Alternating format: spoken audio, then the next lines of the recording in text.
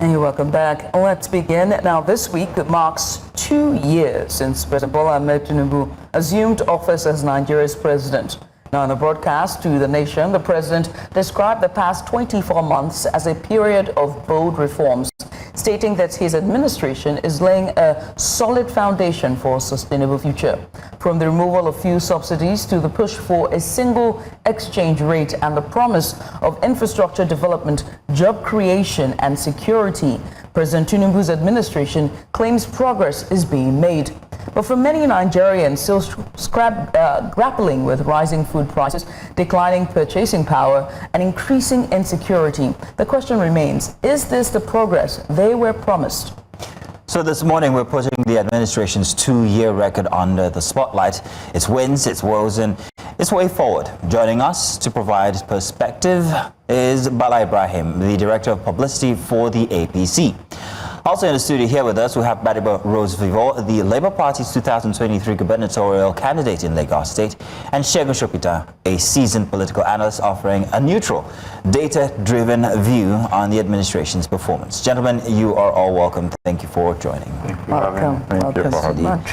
So let's start with I'm going to ask a general question to all our guests here. Let's begin with the President's May 29th address. Now, he said we have endured short-term pain for long-time gain, citing reforms aimed at stabilizing the economy. Now, Mr. Bala, in your view, has the pain been worth it so far? Well, thank you very much for having me on the show. First, when you are doing a clinic, you also have to do a critique. Whatever comes with a pain is expected to also bring along with it some gain. It depends on how long the pain lasts and how long it takes to see the gains. And in looking at the gains, there is this concept or argument with regards what is mid-term and what is half-time. Some talk about a glass half empty, some talk about a glass half full. Whether in the journey to take Nigeria to El Dorado, half of which has been done as promised, Nigerians have gotten what they want, is a subject for a long argument. But it all depends on conviction and faith or belief in what is being done. If the person that is analyzing the issue has sincerity of purpose and believes in the commitment of the administration towards achieving that which was promised, then there will be fairness in the assessment. But if there is no such sense of assessment, whatever is done will be viewed as zero or nothing done in the interest of the nation. And that is exactly the dilemma the party is facing and the president is facing. But what matters is that the president is sincere, is committed, is a patriot. At his age, he wants to leave behind a legacy that will live longer than him and that Nigerians will continue to cheer after he must have left office. So on the strength of that, I feel, and those of us who are with the administration and with the party feel that the effort that have been put in place justify everything that has been done. All right. Mr. Sopitan, let me come to you before we come. Do you also agree with Mr. Bala here, Mr. Bala Ibrahim? Should we look at it as a half-empty cup instead of, should we look as a half-full cup instead of half-empty? I mean, it depends on what you are looking to achieve. Governance, at the end of the day, no matter which way you call it or how you look at it, is about the people. And for me, that's how to look at it, So if you ask the average Nigerian on the street today, is he going to be talking to you about whether it's half full or half empty? The cup is empty. It's not a matter of perspective. People are in pain. I was on my way to the studio. I was listening to a radio show, and the guy that was talking in severe pain about suicide rates amongst our young Nigerians. This is something that was unthinkable in my day as a young person. I'm in my mid-50s now. To find that a 17-year-old can just take his own life because he failed jam. That young lady, is unthinkable. And that shows the level of despair that Nigerians are falling into, where suicide is something that people think about, easily. So to people like that, people who can't feed more than once in 2 days, and this is a reality. I'm not just talking. I know people like this. They're not talking about the cup half full or the cup half empty. So we sit in our nice offices. My brother is in Abuja. He's a part of the ruling party, and he's talking about half empty, half full. I'm sorry, Nigerians are not looking at things this way. We're looking for Nigeria to allow us be who we can be. That's what this is all about for me. It's about the country working well enough so that everybody can just be themselves. So all of the talk, GDP, you read the president's performance speech, half-term speech, and it looks very rosy. It looks as if, I responded to somebody, I said, oh wow, Uhuru, we're there. I mean, if you read that speech, it sounds as if everything is beautiful. But the reality on ground, why is there such a massive disconnect between what the president is saying to people and what people are actually feeling? So I would rather not join in that. With all due respect, I think it's a charade to use these expressions to try to belittle the severity and the enormity, the depth and the gravity of the issues that we face. But the presidency in the speech did acknowledge the sufferings of Nigerians and did acknowledge that it is indeed a hard time and that it knows that he's not rosy, but these measures were necessary, and he promised that, we will soon see the rewards or the yields of this action plan that his presidency had to undergo. Do you also feel the same, Mr. Rhodes-Vivour? Do you think that this presidency speech was rosy and filled with adjective and no action plan and not really acknowledging the pains of the Nigerians? I mean, from their governance, from their budgeting, to me, there is no acknowledgement of the sufferings Nigerians are going through. More than anything, it's just lip service. Because empathy is action. It's not just I understand, I see. It's action. It's an actionable cause or path that is taken. So as a president, you have empathy for your people. You cut down cost of governance, right? You're looking at the 2025 budget and you're seeing about 1,477 streetlights are going to cost almost 400 billion naira. That's about 236 million per street light. In the suffering that people are going through, like my brother said, you have a situation where people can barely feed once in 2 days. This is a living reality for a lot of Nigerians. Meanwhile, you see government expenditures are still at an all-time high. There's no reflection for the realities that Nigerians are dealing with in the way they live their lives, in the way they fly around, in the way they're constantly going out of the country for whatever, work trips or whatever. These are costs that can be put towards something else. You look at, and then you listen to the speech and you just see that this government has become politics has overtaken governance. And you see right now the whole focus is on the politicking, and you cannot successfully govern or solve insecurity problems or economic problems if your whole thing is about the politics of it, the propaganda of it. I mean, they're talking about 900,000 people benefiting from grants from the presidency. What would you say the population of Nigeria is? Well, we haven't done the census. Let's just say, what we're running with over 200 million. 200 million. Let's say half of those people are people that are responsible for payments and the rest are children. That's very conservative. So that's about 100 million. So this 900,000 is never up to 1%. It's not up to 1% of people that are living with the toughest cost of living crisis that we've experienced since the 80s. And that's what they are talking about. They are talking about a GDP or a growth rate of about 3.84%. That is worse than the worst performing PDP government that we had. And that's what they are talking about. We have an $890 per capita GDP. That is one of the lowest GDPs in the world. But somehow they paint it and do all these graphics and everything, trying to, for me, it's like gaslighting. I would rather a person comes out and is actually realistic about what has happened, You know, I mean, even the percentage of GDP is far less than what they said they will give us. We're talking about 8 to 10% growth. And we're dealing with 3.4%. And then you see the way they continue to live. You see how much corruption is still thriving in this society. You see, I mean, look at all the killings that are going on in Middle Belt.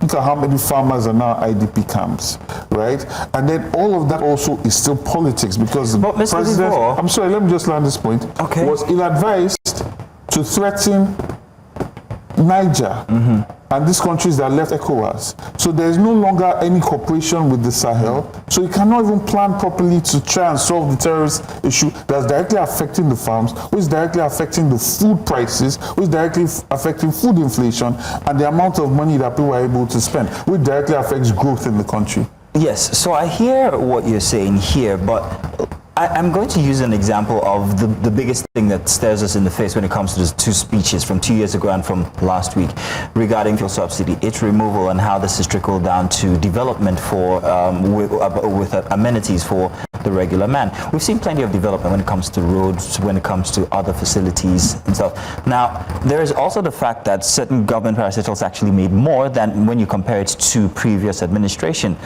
Customs, for instance, 1.9 trillion, unprecedented. That has never happened before. Apart from that, there is more government revenue. There is, I think, a reduction in the fiscal, what's it called? Let me see now. How many percent? Fiscal deficit from 5.4% in 2023 to 2024, it was 3%. These are achievements, and no matter how small they might seem, can we give a bit of regard for the fact that we've done some things, or the government, the APC government, has done some things that had never been done before? There was a question that was asked about why is there this disconnect. Look at the example you gave me now. You talk about customs. Customs pegs its fees to the dollar, right? So if I was paying $1 before, I 700 naira, and I pay $1 and I get you almost 1,700 naira, and you tell me customs is making more money, what is the value of the money that you're making? What is the value of that currency that you are talking about? 1.7 trillion. We're still talking about $1 or $10 million, right? Before that, $10 million was about what, 700 million or whatever, and now it's just do the calculation, right? So our value, the currency has tanked, and even with the naira value that we're talking about, that is this increase that's being generated, how is this being spent to the benefit of Nigerians? How do you see a proper costing strategy? I mean, look at this coastal road. Again, we keep talking about this thing. Where was the value engineering for that project? Where was the bidding? Where was the transparency? Where is the feeling that the government is trying to get Nigerians the best possible price for this project? There is so much transparency that has been thrown out of the window in this government. Right? So we're talking about monies being, but that's when you just look at it on the surface. What is the purchasing power of this naira? There was a time where you could buy a bag of rice, in my current memory, for about 7,000 to 13,000 naira. Now we're talking about 100,000 naira. That is the value of the currency. So it's not just about a nominal value, right? It's the real value of these things. So we should not be clapping for these attempts at gaslighting Nigerians, and that is why no matter how much propaganda they try to use, it does not speak to the reality of Nigerians. Let's ask Mr. Bala Ibrahim these questions that you've just posed here. Mr. Bala Ibrahim, do you agree? Does there seem to be a disconnect with the figures that we are hearing to what we're supposed to be understanding? Do you see any sense in what Mr. Vivour has just stated here? Well, like I said, it's a question of perspective and the way and manner you look at issues. When we look at figures, we should look at them objectively and fairly. You are talking about the money and the value of the money. I don't think Mr. Gbadebo has looked at the numbers that are utilizing or chasing that amount of money in arriving at the value of the money he's talking about. Our speaker, the analyst, whose name I have not gotten yet. Mr. Sopitan. Said he, hello? Mr. Sopitan. Mr. Sopitan. Forgive my phonetics, my pronunciation is bad. Mr. Sopitan said he is in his mid-50s. which means he wasn't alive when Nigeria gained independence. I was alive and in my mid-60s. As of the time Nigeria gained independence, Britain that colonized Nigeria had a population that was about 52 million. Nigeria, as of that time, had a population of 45 million, which means Britain, the colonial master, was more in population than the colonist Nigeria. As of today, Britain has a population of about 68 million 68 million people, sorry.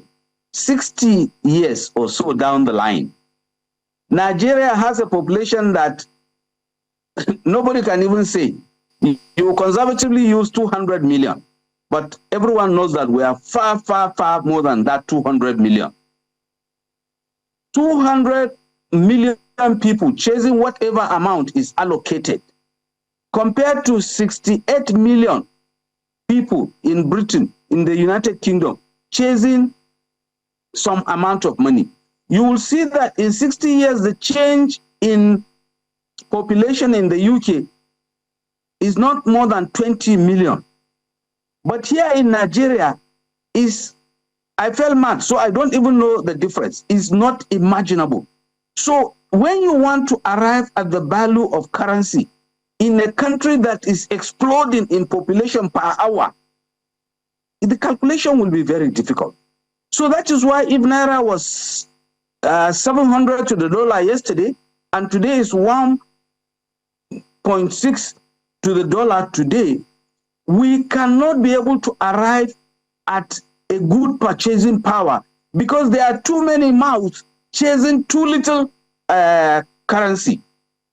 This problem did not start yesterday or day before yesterday. It's something that has happened over time. And Tinubu and APC came yesterday and said they are going to put in place measures that will correct these irregularities and anomalies. People are expecting this correction to be done at the latest by tomorrow, Sunday. Is that fair? A problem that has accrued and accumulated for over 50 years. It started when my brother was not born. But my brother is saying on his way to work, he saw the anguish on the faces of people for hunger and discomfort and what have you. He wouldn't wait for the 60 years that was spent in accumulating the problem to pass before we pass a vote of no confidence. I think we should be fair in our assessment. Let us look at how long a problem was created and look at the timeline within which attempts are made to correct it. If we exceed that time, then we can say, yes, there is inaction, there is incompetence. But we are not apportioning as much blame to the people who caused the problem as to those who are working towards correcting the problem. 16 years was spent by the PDP in digging a pit for Nigeria. Only 10 years the APC has spent in power. People voted on earth, but they want to live in heaven. They are expecting that within the 10 years of APC, heaven must have materialized in Nigeria. It's not possible. I think we should be making our assessment with a good sense of judgment and taking into consideration all the parameters that are playing out. Now, Mr. Sopitan, you have, I can see Mr. Rhodes-Vivour just shaking his head, but we're going to take this turn by turn, right? Let me start with you, Mr. Sopitan, because your head's on the chopping block at this point. Nigerians are asking for too much. 10 years in this APC's administration, they need more time to rectify years of erosion. Do you agree? I mean, I'm sure you know I don't agree. Why not? I mean, look, it's people cannot ask too much of their government. First of all, let's get that. You know, if whatever the people are saying is what they need, that's what the government must do. A government cannot be arrogant enough to say that people are asking for too much or that people are being unrealistic. People are telling you their reality. So you can't say we're being unrealistic, we need to give them more time till we die. You know, I mean, look, we say subsidies are going to be taken off because it's a fundamental economic reform required for development and progress. Okay, I don't agree, but let's even grant it, because I know there are a lot of people on my side of the table that also agrees with that. So let's grant it. Should we wait until everybody is dead, like they say in economics, in the long run, we're all dead. You know, so should we wait until we're all dead before we begin to see the benefits, right? So it's been 2 years and subsidies have been taken out.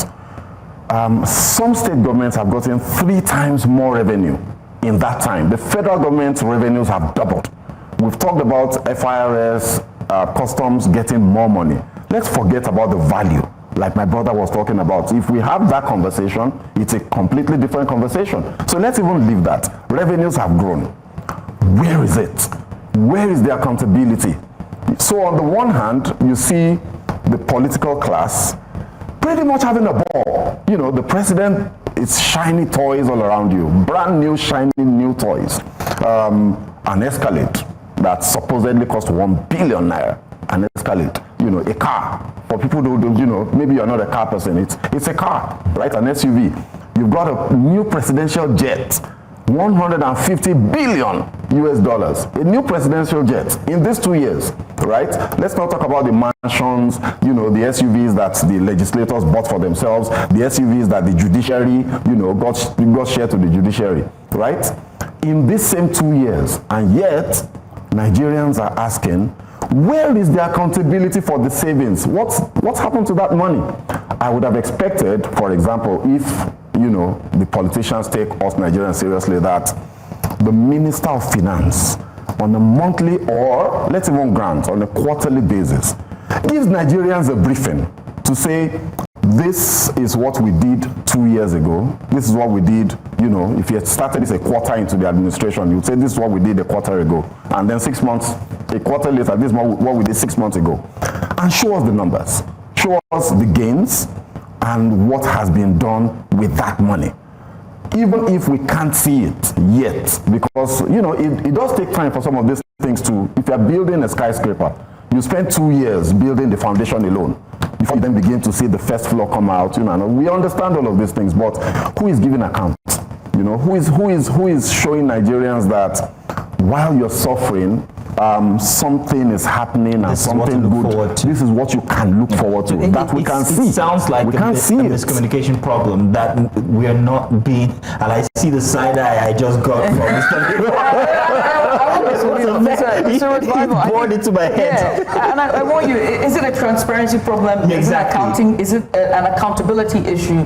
Is it the ballooning of the cabinet in spite of the declining purchasing power of the people? What is the issue? And the simple issue is that this government does not care about the people. And then, unfortunately, they have to have this performative gesture to pretend to care. And then the propaganda just does not match the reality. So, for instance, people are suffering, and you're spending 21 billion renovating the vice president's house.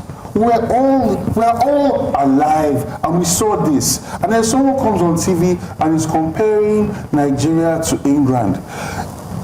The British don't have a tenth of the resources that we have in this country. For so long, the government constantly turns the blame on the people. Oh, we have too many mouths to feed. While other countries are talking about the population as a resource, as something that can drive growth, right? You constantly hear government, whether it's state government, whether it's federal government, using that as an excuse. Meanwhile, these are people where if you govern properly, if our people were properly educated, if they were properly skilled, we will be a dynamo in this world, right? But instead of managing your resources and focusing on human capacity development, you are spending 20-something billion renovating the vice president's house. Meanwhile, the place where you copy the presidential system from, go and see the house that the vice president lives in America, right? Mm-hmm. Go and see how they are. Look, I mean, you're talking about England. Go and look at the fiscal discipline they have in expenses. You have parliamentarians retiring for spending in excess of £500. Those are the people we are talking about. That's why there is growth, because they know how to manage their resources. In a situation where we have an unprecedented cost of living crisis, you expect a government that cares about the people to show that they too are experiencing that. We have a reduced amount of resources, so it is reflected in the way we use money and the way we govern. But it seems like they have accepted that there is one quality of life for themselves which cannot be affected, and the people can eat cake, in the words of Marie Antoinette, when people can barely eat bread. And that is the reality that we have. And that's why I keep going back to this idea that there will always be a disconnect, because it's propaganda that they're talking about. I have a very interesting question here that's going to take us down another lane. My question bears on the responsibility of opposition. If we have a healthy opposition, then we can keep the ruling class, party accountable. But it would seem that there seems to be an erosion when it comes to these oppositions, whatever party they may be in. We've seen defections from the LP to the APC. We've seen that from the PDP and other parties as well. It would seem that the health of the APC seems to be growing, and they're welcoming, the president said it himself, that everyone is welcome. There seems to be an erosion on the other side, however. So, what responsibility lies there in for the opposition when it comes to the health of these parties to be able to hold the ruling party accountable? 100%. Now, I was going to direct that to Mr. Bala Ibrahim, but you want to go first? Go ahead. To ask the ruling party. Go ahead, please. So, when you think about the opposition, look at the British system, because you brought up the British system. The parliament, right, is not a he who wins takes everything. The government funds the opposition to do the work of opposition because it is a job, right? In Nigeria, we have a winner takes all situation, even if the person wins by just 30%, right? The system that we have allows the person that won by 30% to rule over us all. Meanwhile, over 60% did not vote for that person. That is the situation we have. So you have a person, a government, because our institutions are also not as independent as they ought to be, with all the resources to be able to manage themselves. That's not the situation of the opposition. So what you are saying to me now is, the opposition, people in opposition that care and love so much, this country so much, must use their personal resources, use their time, use their energy, manage security around themselves, to be able to do this job that Nigerians expect of them, right? That is the reality that we have. And people are doing that, right? Because it's a passion, is a quest of love. But that's not the way it's supposed to be. Opposition is real work. You're supposed to be holding government accountable, especially when the arms of government are not doing that and have just bowed down for the presidency. The Senate is supposed to be doing that. The House of Reps, State Assembly is supposed to be doing that. That is their job. That is what they're being paid for. But in a situation where things have been turned upside down, you now need people outside of government to do the job that the Senate and the Assembly and House of Reps are supposed to be doing, on their own money, on their own funding, on their own time. So let's also understand this concept, because it's always thrown at just the way people blame poor governance on the people. There's also a blame of opposition on people. But look at the reality of our country, right? Look at the reality of our country. And also, it's extremely important to understand that the people, really, this is not now, you talk about a lot of people defecting. There is no ideology in our politics. Our politics is still so premature that nobody really stands for any big idea. We're still talking about lights, water, traffic. There is no ideology where you can say, I stand for this, so I cannot stand for this, so I cannot cross over. But many critics have argued that if our politics is based on ideology, given how diverse and how how fragile our diversity is, ideological politics would push us beyond the brink over the years. I don't agree. The issue is that our politics, for the most part, has become a special purpose vehicle to get people into power, to accumulate wealth for themselves. Right. It's about self-interest. Now, if the entire conversation is about the people, ideology will emerge immediately. Right. So, for instance, regional government versus federal, abortion versus not abortion, free education versus paying. Then people have to start taking a stand on policy because it's about the people. As far as is just about accumulating power. I'm a big man, I should be president, ideology, it's just be right. I want to come to Mr. Ibrahim, Mr. Bala Ibrahim, and I'd like for Mr. Sopitan to sort of, chime in here. And it's about still on opposition, right? Critics have argued, and when you look at, the science, political sciences as well, they would say that, when the opposition, speaks to power and hold power accountable, they should provide alternative solutions or preferred solutions, and oppositions have done that, whether it's the PDP, whether it's the APC. And Mr. Sopitan, yes or no, has the ruling party been adverse to these solutions, adverse to this, opposition, and been adverse to all kinds of dissent to the APC? Yes or no, Mr. Sopitan? Now I want you to answer that question so I can go to Mr. Bala. I see. Yeah. I think that for them it's and to be fair, for most politicians, it's really about access to public resources, and a vehicle to gain that access. Right. So it's not about the people. It's not about the people. So that means they're adverse to dissent. So the ruling party just wants to get as many politicians on their side as possible to keep them in office, and that's what it is about for them.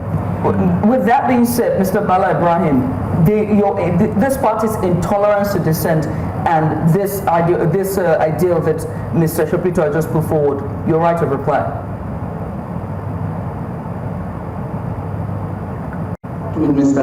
Gbadebo, whose assessment of the efforts of this administration is kind of archaic, as if the APC and the Tinubu administration are not moving in tandem with time. At the initial stage when you introduced him, I think I heard you talking about his title and what it means. I didn't hear very well, but it's like he said, he is out to defend probably our ancestors' position with regards to certain things. The audio wasn't very clear, but it's like he is defending or standing in for our forefathers, and that's what is protecting. Fine. People who hold such opinion are always seen as conservative, and they are not necessarily going to move with modernization or what obtains in the present. They are more attached to the past, and they stand by what our forefathers did. And Mr. Sopitan is talking about the failure probably of the party in power to empower the opposition for vibrant democracy. All these things, I see them as views completely out of tune with what is happening. In the history of Nigeria, no administration democratically had empowered or encouraged the opposition to play the role they are expected to play in a democracy like the Tinubu administration. One of the things the administration did, which is bold and courageous, is the handing over of the most strategic and sensitive ministry that is in charge of the federal capital to the opposition. Today, the Minister for FCT, Nweso, is a card-carrying member of the PDP, the strongest opposition party in the country. No government has done that.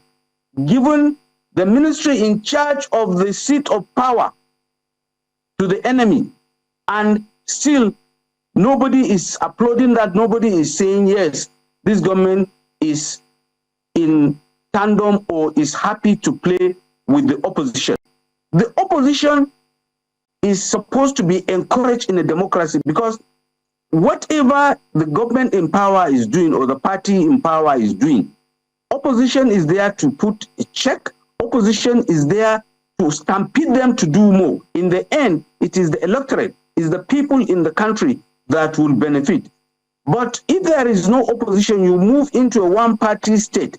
What will happen is that you entrench an emperor system of government where the leader is always right and nobody is going to tell him that what he's doing is wrong. And it is against the policy and principle of the APC and also against the wish of the present president, who will want to see democracy being played by the book.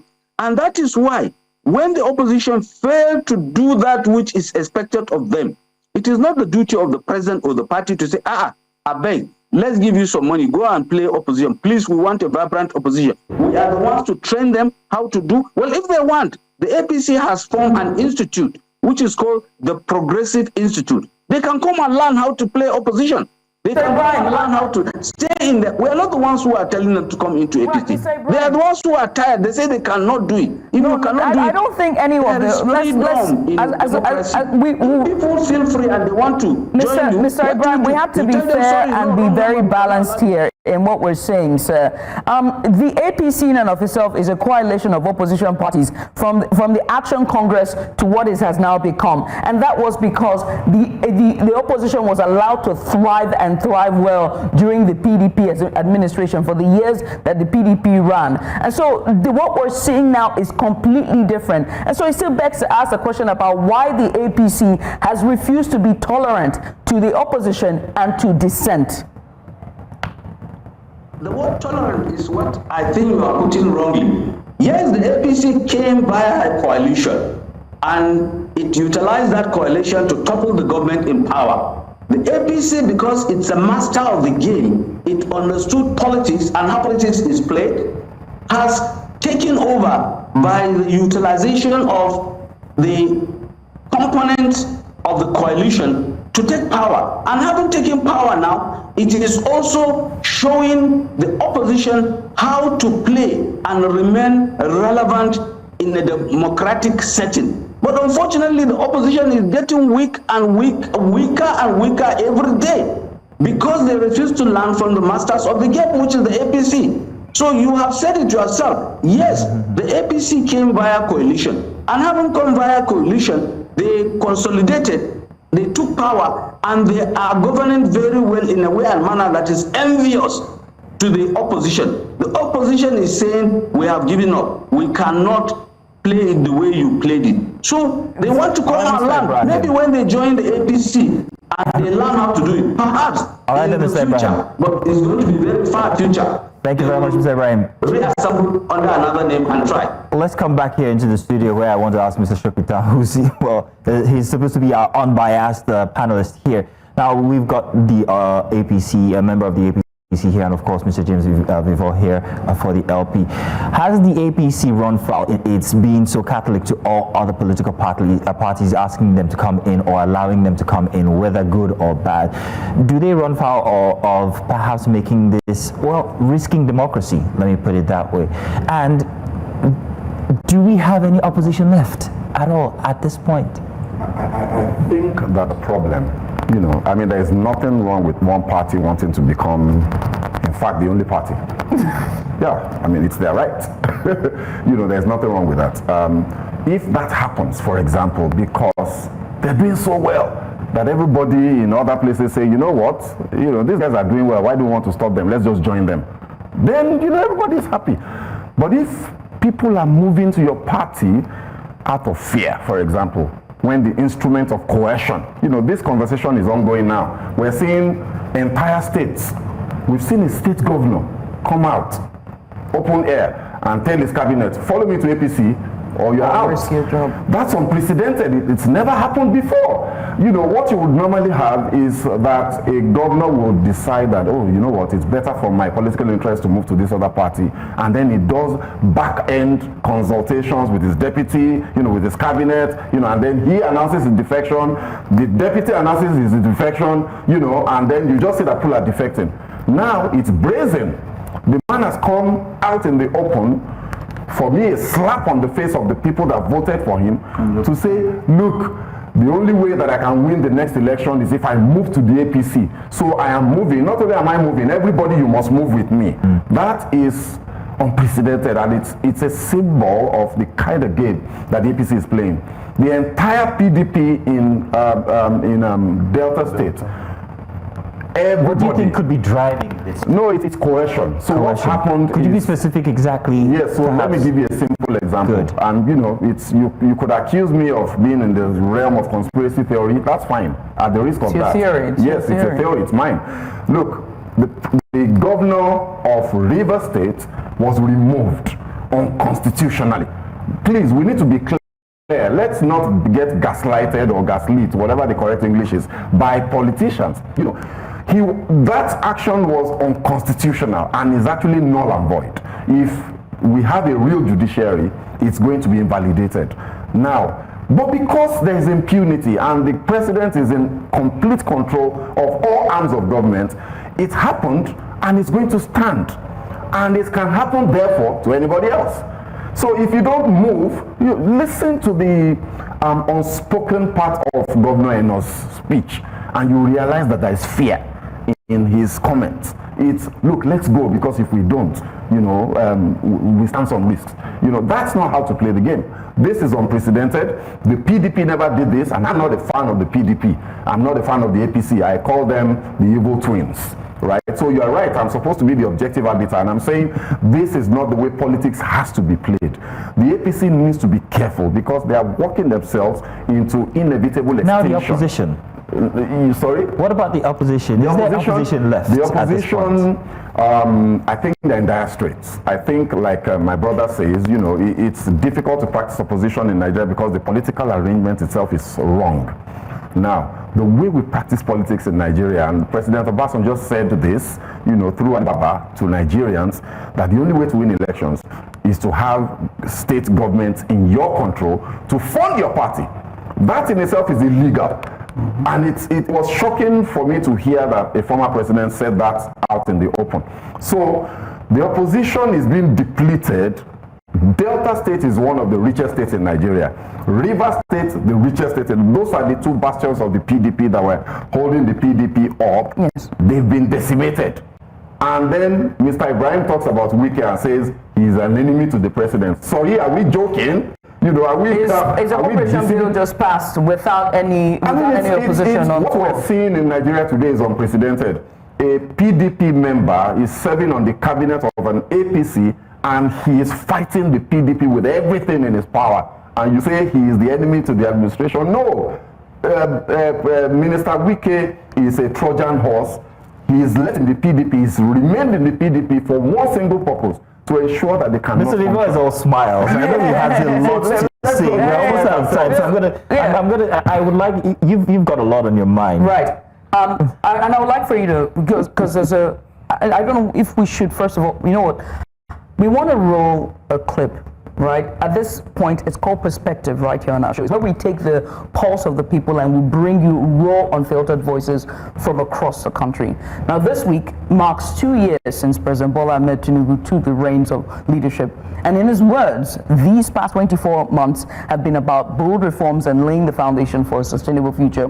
But what do everyday Nigerians think about this? So what happened is, we went out to the street, from the bustling market of Lagos. We went there to the transport hubs as well, and we went to find out the promises of the renewed hope how are they being weighed against the rising cost and power shortages, and of course economic hardships. So we hit the streets to hear from Nigerians themselves, and what do they think about the president's 2-year scorecard?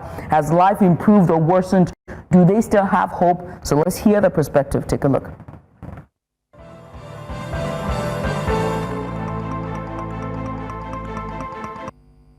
It has been 2 years of toughness, of suffering, of people, regretting what they have done in that year. Okay, so my word to our president is that he should at least listen to the masses and they look up to them and see what they are really saying that he needs to address in his administration, because they are saying a lot. It's not everybody that hates him. It's not everybody that loves him. So he needs to listen to the people and know what exactly, where they are pointing their hands, and be able to walk towards the joy of the people that he's ruling. First, I would like to appreciate him for what he's doing and the boldness he has to do all those things he's doing. But I will be glad if he can also focus on what people are saying. You understand? Let him listen to what people are saying, basically, because people are going through a lot, and you cannot stop them from saying what they are going through. I'll just tell him that I've never gotten old yet, and I remember when things were still better. Like, he says the country is going to get better, but the only thing that we Nigerians actually care about is good, eat well. But actually, if they ask us to trade good roads, light, if they ask us to trade good roads, lights, good construction for good food, I think everybody in the country will pick good food at the moment. So know what he promised us actually. He promised a lot of things, a lot of good things. But now, the reverse is the case. Well, I keep wondering people around him if they are telling me the truth or not. But I think Nigerians are suffering. Nigerians are suffering. He promised good road. He promised us electricity. He promised us good life. But today, you know, during the campaign, I was telling people that Tinubu already has money. That I think he was going to come to give us a good life because he's not hungry for me. But to my surprise, it seems he's more hungry than every Nigerian. Okay, on a scale of 1 to 10, I will rate him 4 over 10. Because I didn't really see him, working to the interest of the people, both his people and people who are not his people. Yes, everybody is complaining. Solid 1.5. But I've not seen anything good. If you can, like, when good luck left, Buhari came, it was worse. Buhari left, Tinubu entered, it was worse. Anything that makes Tinubu leave, I'm missing Tinubu. I think at this point, some people will actually prefer to go back to Buhari era. But anything that make us leave Tinubu and we're missing Tinubu, that means something. This country is really bad because I'm not saying everybody can sit down and think about one good thing Tinubu has done for us now. Zero, nothing to read about. Nothing to read about. I mean, when I said nothing, I mean zero. It's zero with a dot with 2 ears, 0 upon 0. You know, back then in school, when you don't impress your teacher, he draws your head and pulls your eyes and your ears. So Tinubu administration is 0. I can't give him a rate, you understand, because I may give him a rate now that he will be less than it, and I might hype him up and he will not be up to it. So the best rate is to do what he wants to do and to reach out to the youth and the masses. And that's a reality for many, a mix of frustration, resilience, and cautious optimism, right? While some Nigerians say that they understand, many others have scored in 1.5 over 10. Zero at this point, you know, and once painted a stark picture of what this is. And so I have to come to, first of all, to Mr. Rhodes-Vivour before I give the floor to Mr. Bala Ibrahim to sort of respond, because I mean, all that we saw in that clip there, it really just tailors to what Mr. Sopitan has been saying as it regards the reality of Nigerians. Mr. Rhodes-Vivour, you have seen that video, you watched it here with us. You have your commentary on it, and also what would you like to say to the opposition? The fact is, you cannot govern by propaganda and believe that somehow the people's stomachs will be filled with your lies. One of the most indicative things, an example, is where the gentleman from the APC was talking about Wike being opposition. And I mean, if PDP views Wike as a friend, you don't need enemies in that kind of situation. This is a man that delivered his state to the APC. This is a man that literally just sealed the PDP headquarters of his party. This is a man that's constantly, the crisis in the PDP, Wike is the #1 cause of it. And that is the person that they're talking about is, oh, we are working with the opposition. And we are supposed to believe that. And that just makes a nice bite-sized message. And that is the reality that Nigerians have been dealing with for the last 2 years. Propaganda and lies. And that's why it does not connect with their lived reality. No matter how much they spend on their packaging, on their messaging, the people are not able to eat the way they were before. People are eating once in 2 days. That is the reality that's on ground. Now, if we say that we are surprised, I can't say I'm surprised. During a campaign where people are supposed to go and learn about the problems of the country and address it, and you see those ideas come out in a debate, we had the president talking about how now statistics will go chop. Unfortunately, now we don't have things to eat. We don't have food to eat. And like the young man said, if you tell most Nigerians now, choose to eat food or take roads and bridges, most people will take food. because people cannot survive. Whatever road and bridges they are building must be for living people to exist. And currently, right now, most Nigerians are in dire straits. Then that's it. Most Nigerians are in dire straits. Mr. Bala Ibrahim, you have the final floor. You got 2 minutes. Your take. Your right of reply. Thank you very much. Thank you very much. I used to be a reporter, and I reported from Lagos a long time ago. And if it was in the days when I was a reporter, looking at the clip you just showed now of people condemning and passing vote of no confidence, in fact, someone even assessing the government as zero. I was just looking at the canopy under which the discussion or the interview was holding. The walkway, it wasn't existent when I was in Lagos. It's a new structure that was enacted under this administration. Mm-hmm. If it was in the days when I was a reporter, I would have done a story on the irony of the human behavior. You see, if there is any part of the country that had benefited from democracy in Nigeria today, is the axis of Lagos. That walkway was not existent before. It is the creation of this administration, it is the creation of the democratic regime in operation in Nigeria today. People are walking freely. There is a canopy. It even resembles what we see abroad. And yet you will say the government has done nothing. Mr. Ibrahim, come to my village. Mr. Ibrahim, let me make this very clear. Yes, hello? Hello? All right, go ahead, please. Come to my village and meet the tomato and rice farmers, how they are jubilating and celebrating. And they are the ones sending rice and tomato to Lagos for the comfort of the people of Lagos. They are making a lot of money in their farms. They are making a good living here. People in the farms are happy, while people who are getting the money are complaining, and they are getting the comfort. For God's sake, I think when we talk, let us talk in contact with our conscience. Are we really talking just for the sake of talking because we want to make democracy vibrant? Or we are talking because really there is the need for something to be done and be seen to be done? Things are done, and they are putting the country in the right direction. But unfortunately, those who sit in the comfort of air conditioning are the ones that are complaining of no power. Those who sit in the comfort of security are the ones that are complaining there is no security. Those who move around and buy and spend in dollars are the ones that are saying the dollar is expensive. The individuals in Boko's community would disagree with you. But Mr. Ibrahim, this is what the individuals in Boko's or in the Plateau and those communities that are now we see renewed attacks of insurgency. It would disagree with you. But also, let me just put this clearly. The bridge that you're referring to is the Ojota Bridge, if I'm correct. And that was not built in this administration. That was built I think it was Fashola's administration, and that was under Goodluck Jonathan. So let's just be clear on that. That is an old bridge, and whatever you see are just maintenance that would continue, which is continuum. Just so many things. I had asked Mr. Ibrahim, we have to end the conversation. We have to end the conversation, Mr. Ibrahim. My apologies, but I had asked that. Build the third mainland bridge. I would like to ask that you and Mr. James Vivour, perhaps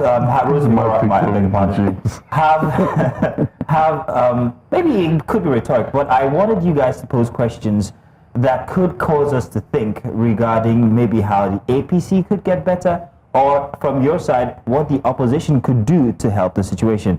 Mr. Rhodes-Vivour, if you'd go first, please. We would like to see the APC push electoral reform, or at least electronic transmission of votes, the way they said it to be done in the 2023 elections. We would like to see some level of development as opposed to the backwardness that is starting to happen with the INEC. I think that's a fair ask for Nigerian citizens. And Mr. Ibrahim, what suggestion do you have for the opposition? Let the opposition belt up. Let them go and check the meaning of opposition and how opposition is played. Please, let them keep this democracy vibrant. Let them play opposition by the book. We want to see a challenge. The party in power and the people in power want to be challenged so that Nigerians will get good democratic dividend. But the way and manner they are sleeping, they are napping, they are making us uncomfortable. We are having a free way. It's an overkill. For God's sake, let them contest, let them compete, and let them make Nigerians appreciate the meaning of democracy. Thank you, Mr. Ibrahim. Mr. Sopitan, let me not leave you out. I don't know how you're going to balance this, but we leave it to you. Look, for me, let's leave the politics. It's not as important as the people. And I'll just end, my own position. I've got some numbers here. Let me just reel them out to you very quickly. Nigeria is the 8th most terrorized country in the world. That's our reality today. So, Mr. Ibrahim, please take this, and maybe you want to tell the president. Nigeria on the Corruption Perception Index is 150 out of 162 ranked countries. We're one of the worst in the world, sir. Nigeria's poverty rate is 70%. 70% of our entire population lives in abject multidimensional poverty, according to your own data agency. Nigeria's inequality, Gini coefficient is 35.1. Inequality and poverty and development, they're not friends. You have to find some sort of balance in income distribution, and that is at the worst in Nigeria as we speak today. Nigeria is 164 on the HDI ranking. 164 out of 180 countries ranked. Talking about health, talking about education, and security. So things are not as rosy as the APC would like us to think. So what I would leave my closing charge will be, can the APC government look at policies that will take Nigeria up these rankings by 2027 when we're having elections, and you can say, look, this is where we were half-time and this is where we now are, therefore this is what we have done. These are the things that affect Nigerian citizens today. Judith, please remind me next time. Remind me next time not to ask Mr. Sopitan to give us our final remark, because we went to press the start button all over again. Well, gentlemen, I want to say thank you. Thank you to you, Mr. Ibrahim. Bala Ibrahim is the National Director of Publicity for the APC. Mr. Gbadebo Rhodes-Vivour, he is a Labour Party 2023 gubernatorial candidate for Lagos State, and also Mr. Segun Sopitan, there, a seasoned political analyst. You can tell he's seasoned by that list. That and party starter. But thank you very much. Gentlemen, thank you so much. This has been sublime. I appreciate you for coming on. Thank you. Thank you.